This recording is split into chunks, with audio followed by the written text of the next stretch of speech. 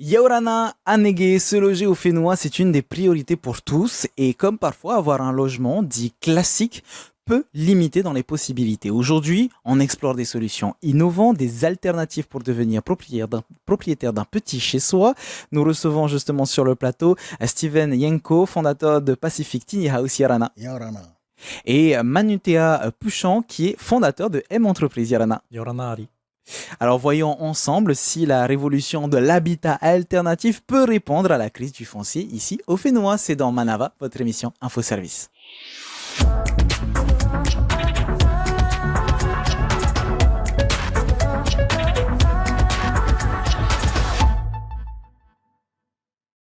Vous le savez certainement, si vous voulez construire votre petit foyer, le coût des matériaux de construction a connu une hausse significative ces dernières années, poussant de plus en plus de foyers à chercher des alternatives au béton, on va dire.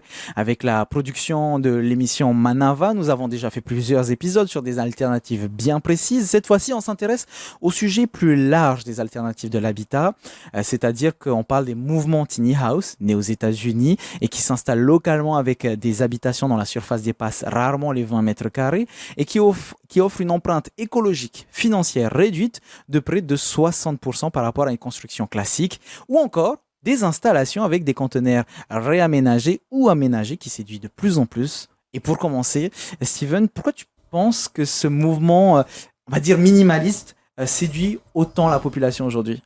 En fait, c'est pas une pensée. Je suis certain parce que ça fait 10 ans que je suis sur ce marché et j'ai vu petit à petit les gens qui commençaient par curiosité au début et maintenant je vois qu'ils sont beaucoup plus intéressés de construire ce genre d'habitat. C'est un constat alors. Voilà, c'est un constat et l'expérience d'une dizaine d'années dans le domaine de la construction. Mais qu'est-ce qui pousse les gens justement à se diriger vers ce genre d'alternative?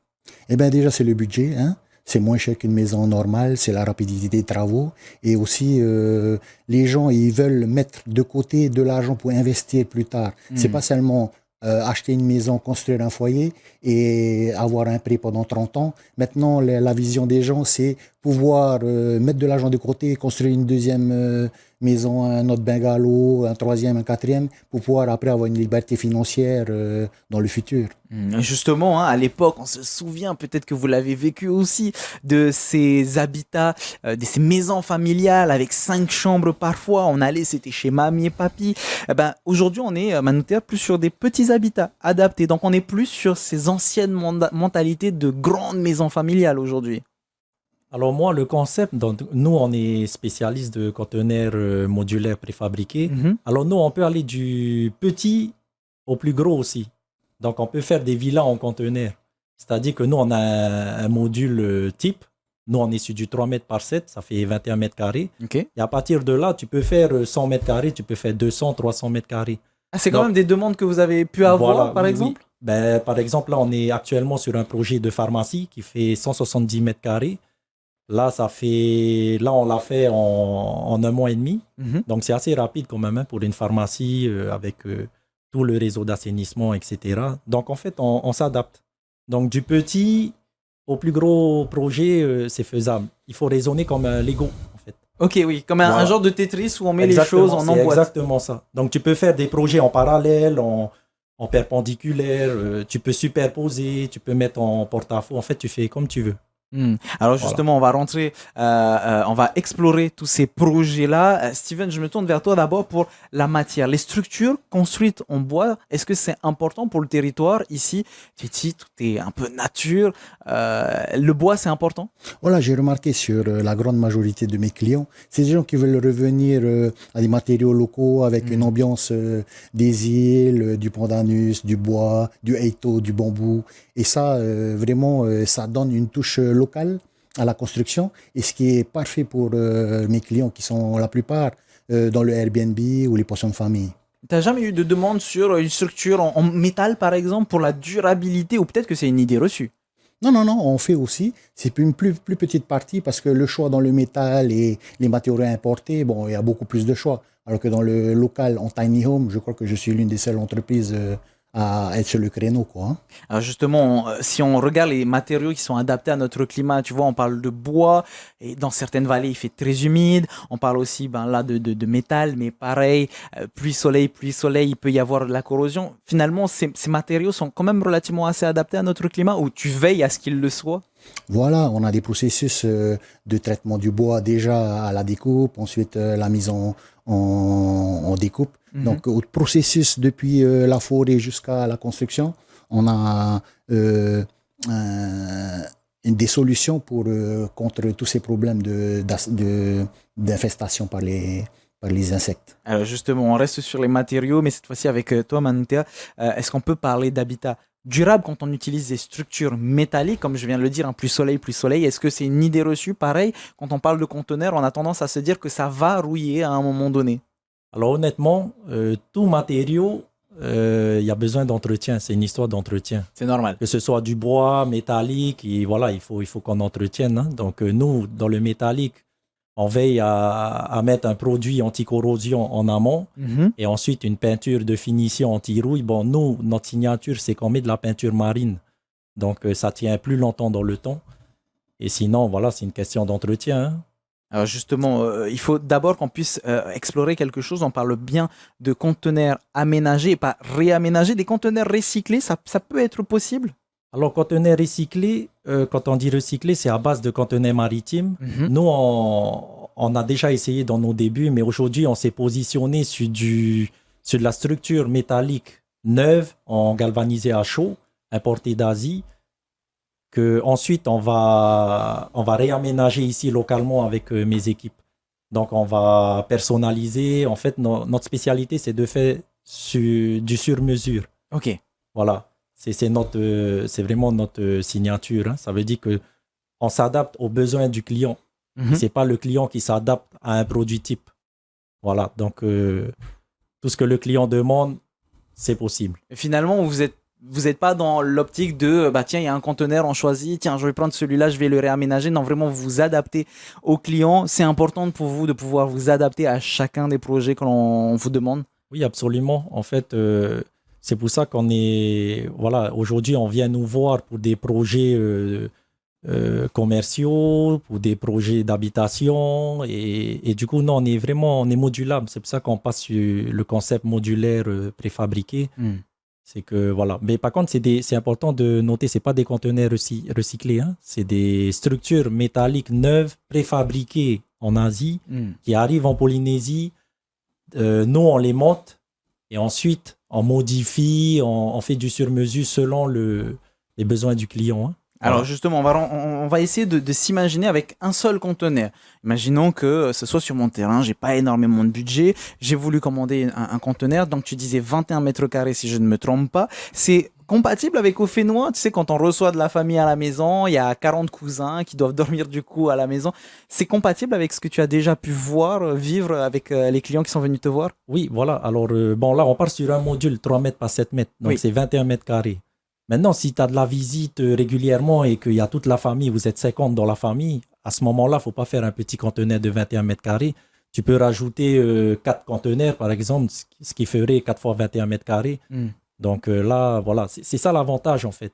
Donc tu peux aller du plus petit au plus large conteneur, quoi. Hein, alors que finalement, si on se tourne vers toi, Steven, c'est vraiment le petit foyer, la petite bulle, entre guillemets, que ce soit pour un couple ou même une famille avec un enfant. C'est ce genre de famille, ce genre de cible pour les tiny house? Voilà, bon, c'est plutôt les gens qui veulent économiser et pas partir déjà dans la vie avec un foyer. Ensuite, s'ils veulent agrandir, on peut rajouter des modules comme mon ami l'a dit. Et nous aussi, on fait, par exemple, si tu mets un petit bungalow de 20 mètres carrés, on peut faire un deck à l'extérieur, comme les Tahitiens, ils aiment bien vivre à l'extérieur dans le jardin. Donc, on fait un deck ou un faripoté. Et c'est là, en fait, où ils accueillent leurs amis et leur famille.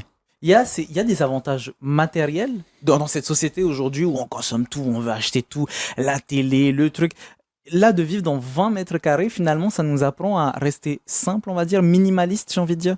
Voilà, c'est ça. Le projet minimaliste arrive de plus en plus. Les gens veulent vivre mieux et avoir un impact moins important sur l'environnement. Hein. Donc les petits habitats sont vraiment parfaits pour ça. Dans 20 mètres carrés, comment est-ce qu'on fait justement pour avoir tout ce qu'il y a à vivre finalement, mais il y a des aménagements, c'est ça que je veux dire, il y a des aménagements qui nous permettent de vivre convenablement malgré la petitesse de l'endroit, on va dire?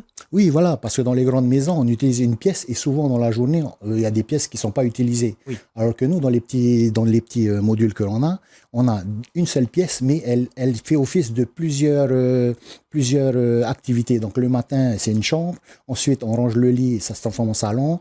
D'un côté, il y a une kitchenette dans un placard. On sort à midi quand on fait le repas. Mais toutes les surfaces sont utilisées, il n'y a pas de perte.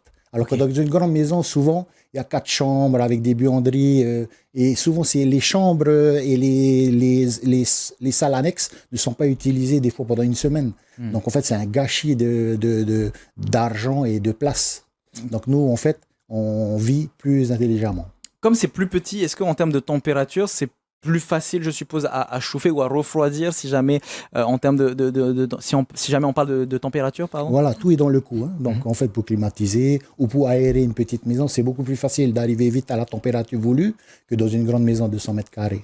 C'est un gros avantage. Toujours dans cette idée de température, Manotea, dans un conteneur, on a cette idée reçue d'il va faire chaud. En fait, vu que c'est un conteneur, on a cette idée reçue que de la ferraille, alors qu'il y a de l'isolation pour éviter l'effet un peu four à pizza à l'intérieur. Oui, c'est ça exactement. Alors nous, nos panneaux muraux et le plafond sont en laine de roche de 80 mm d'épaisseur. Et il y a une certaine densité que nous, on respecte pour compacter, justement, pour... Voilà. Et ça, c'est obligatoire par la DCA d'isoler nos structures avec la laine de roche. Pourquoi? Parce que c'est un isolant thermique, phonique, et c'est un anti-feu aussi. Ça veut dire que si tu prends une laine de roche avec ton chalumeau ou ton briquet, ça ne prend pas feu. Voilà. Aujourd'hui, avec les récents incendies là, qu'on a eu, l'avantage là, c'est que ça ne prendra pas facilement feu. Alors, on précise, pour ceux et celles qui veulent se renseigner, justement, on vient de parler de la DCA, c'est la Direction de la Construction et de l'Aménagement.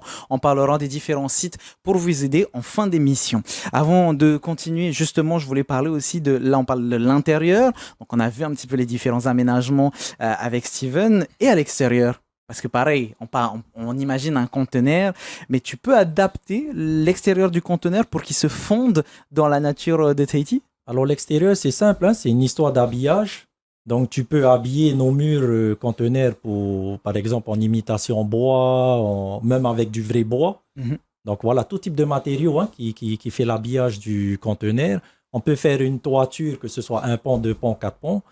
On peut faire un deck, voilà, en fait, c'est modulable. Et si on veut cacher le concept conteneur, c'est assez simple. On a juste à tout habiller et après, ça fait comme des... Bon, par contre, on reste sur des formes rectangles. Cubiques. Ouais. Cubiques, voilà. Alors que le bois, c'est bien, c'est chaleureux. Tu peux avoir aussi...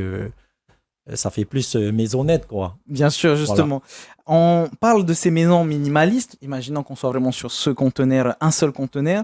Est-ce qu'ils peuvent être, Steven, totalement autonomes en eau, en électricité? Je pense surtout à nos amis des îles qui aimeraient avoir ce genre de petite tiny house ou ces petits conteneurs. Est-ce que c'est possible de les rendre totalement autonomes? Oui, c'est exactement ce que nous faisons en ce moment dans les Tuamotu. Il y a des îles ou des îlots qui sont vraiment loin de toute infrastructure. Donc, ils ont chacun leur panneau solaire pour l'électricité, leur centre d'assainissement pour l'eau et récupération d'eau sur la toiture. Donc, c'est ce que nous faisons déjà depuis une dizaine d'années pour les Tuamotu, les Gambiers, les Australes, qui n'ont pas accès aux ressources sur la grille. Alors, c'est une question que tout le monde se pose. A-t-on besoin d'un permis de construire pour installer une tiny house sur son terrain? Voilà, c'est la grosse question. En fait, c'est possible. Bon, on a toutes les règles qui s'inscrivent dans la construction d'une tiny home que d'une maison normale. En fait, il faut suivre le cahier des charges de chaque commune, de chaque quartier. Et le minimum, en fait, théorique, c'est 20 mètres carrés. Donc, en dessous de 20 mètres carrés, sans avoir besoin d'une cuisine ou d'une salle de bain, on n'a pas besoin normalement d'un permis de construire. Hein. Encore une fois, on le précise bien, c'est normalement, renseignez-vous avec la DCA, avec les différentes communes, le PJA, etc. Pareil de ton côté, Steven, donc, vu que ça dépasse, vu que c'est 21 mètres carrés, même si c'est qu'un seul conteneur, on est obligé d'avoir un permis de construire. En fait, c'est exactement pareil, hein, que ce soit conteneur, maison en bois, voilà, il y a des règles à respecter. Nous, on doit suivre la DCA pour obtenir le permis de construire de nos clients. Hein. Voilà, c'est pareil pour tout le monde. Il faut préciser aussi hein, que malgré la petite taille, on disait avec toi, Steven, moins de 20 mètres carrés, normalement pas besoin de permis de construire, mais par contre, s'il y a des sanitaires, voilà, on le rappelle, hein, il faut absolument un permis de construire. Donc encore une fois, renseignez-vous. De ton côté, Manoutea, j'ai entendu parler de pilotis. C'est obligé que le conteneur soit surélevé? Aujourd'hui, oui, la DCA exige de positionner nos modulaires sur des pilotis, donc avec une certaine hauteur, 75 cm minimum. Après, d'un côté, bon, nous, de toute manière, on préconise les pilotis parce que c'est de la structure métallique.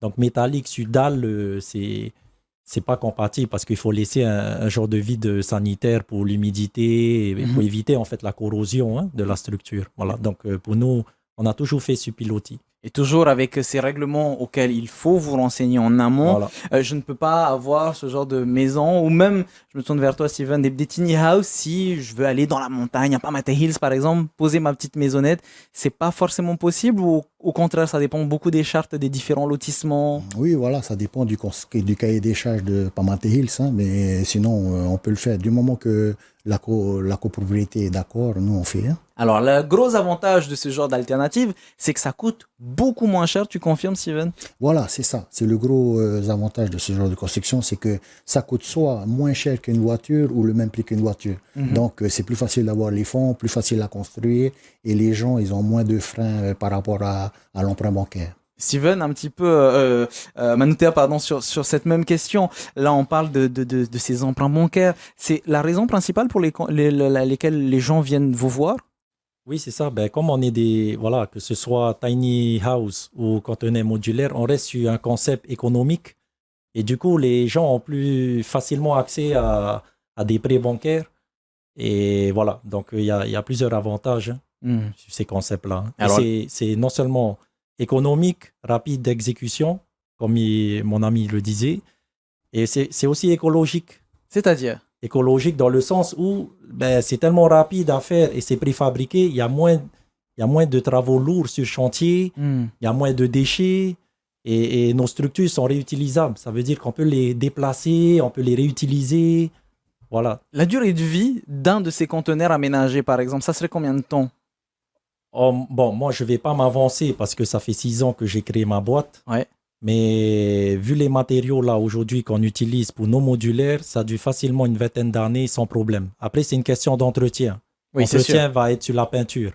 C'est comme un hangar, c'est comme un entrepôt. Voilà, ça dure une vingtaine d'années. Si la rouille apparaît, il y a juste à peine avec une peinture anti-rouille et un produit anti-corrosion. Hein. Steven, voilà. Un peu la même chose de ton côté? C'est la même chose, ça dépend de l'entretien, ça peut durer 10 ans, 15 ans, 20 ans ou plus. Si le propriétaire, tous les 5 ans, il fait une petite coup de peinture, un petit traitement anti-thermite, ça peut durer très très longtemps. Hein. Et puis l'avantage, c'est que comme ce sont des petites maisons, tu n'es pas obligé d'acheter un traitement pour... Voilà, ça coûte moins cher, tout coûte moins cher. L'utilisation, la construction, la maintenance et la vie de tous les jours. Hein. Tout est moins cher par rapport à une maison normale. Alors parlons du nerf de la guerre. On parle d'argent depuis tout à l'heure, mais ça va être quoi le budget pour une tiny house par exemple?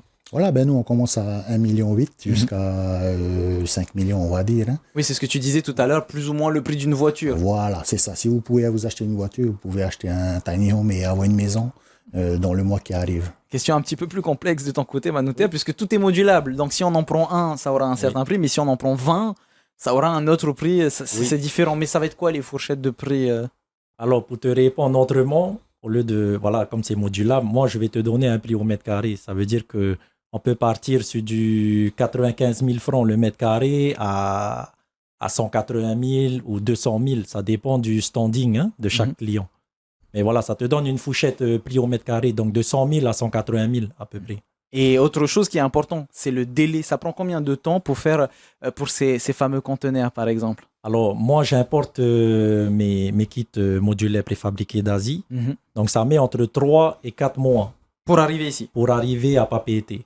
Et ensuite, le montage d'un module, on peut le faire en 2-3 jours à peu près. Ah oui, c'est ultra rapide. C'est très rapide. À part le fait parce que c'est préfabriqué. Par contre, moi, pour éviter, parce qu'aujourd'hui, les gens, ils sont pas patients. Bon, c'est la nouvelle génération, ils sont extrêmement impatients.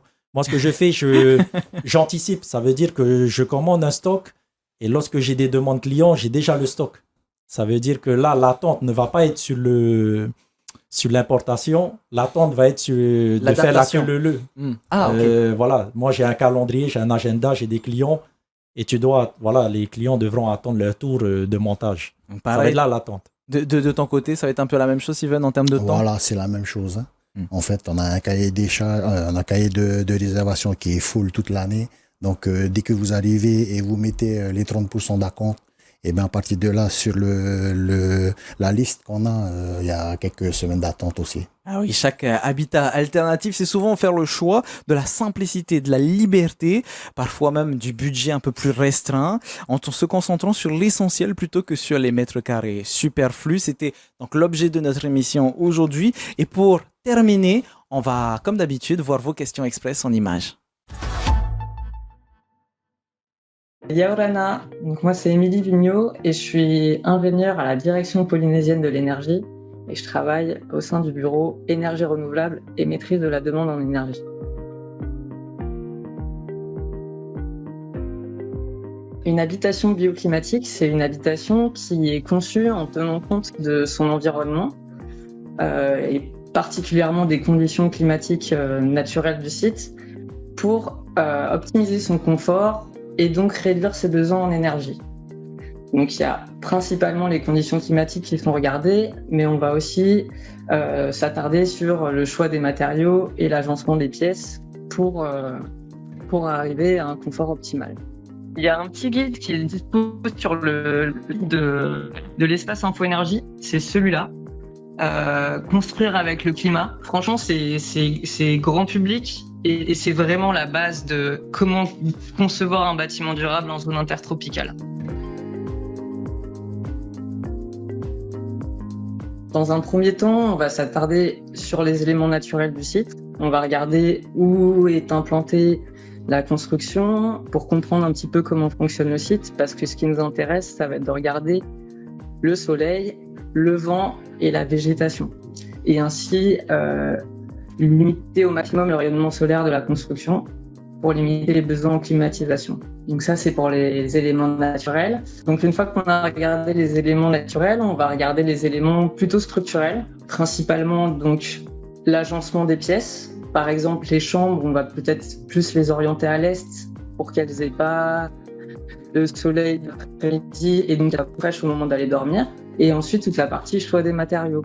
Donc pour de l'habitation, d'ailleurs, l'idée, ce serait plutôt de construire avec de l'habitat léger. L'avantage principal, c'est d'avoir une facture énergétique qui soit la plus réduite possible et sur le long terme. Parce que donc, comme on vient chercher à avoir un bâtiment qui est confortable, avoir des températures agréables de manière passive, on va limiter le besoin de faire tourner la climatisation, voire même des ventilateurs. Et si on vient optimiser l'éclairage naturel, de la même manière, on va limiter les consommations liées à l'éclairage.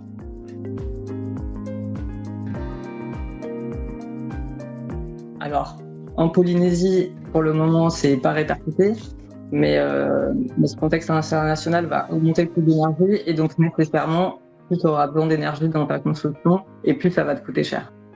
Donc, étant donné qu'on conçoit des bâtiments pour le long terme, c'est sûr que dès la construction, il faut bien les penser pour limiter ce besoin énergétique.